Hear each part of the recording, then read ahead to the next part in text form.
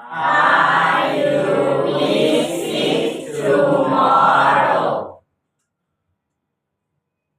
No, I'm free. Do you have a boyfriend? Yes, I have a boyfriend.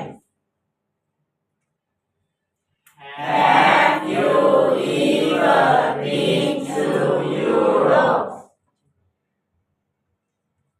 No, I never been to Europe. What day is it today? It's Monday. What is your favorite season? I love summer. Have you ever been abroad? I went to Italy last year.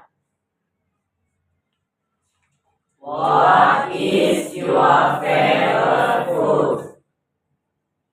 My favorite food is chicken soup, papaya salad, and sticky rice. Thank you very much สมเสยมื้ออื่นเจ้าข่าวเรียกบอกค่อยฟัง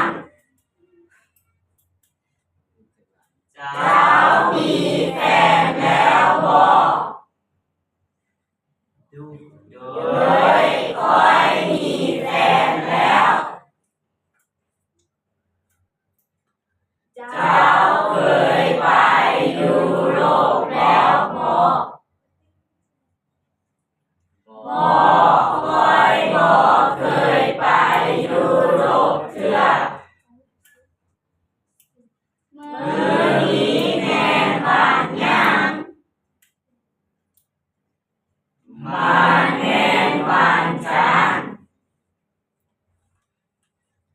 ฤดูที่เจ้ามักหลายแม่นฤดูหยังค่อยมักฤดูร้อนเจ้าเคยไปต่างประเทศแล้วบ่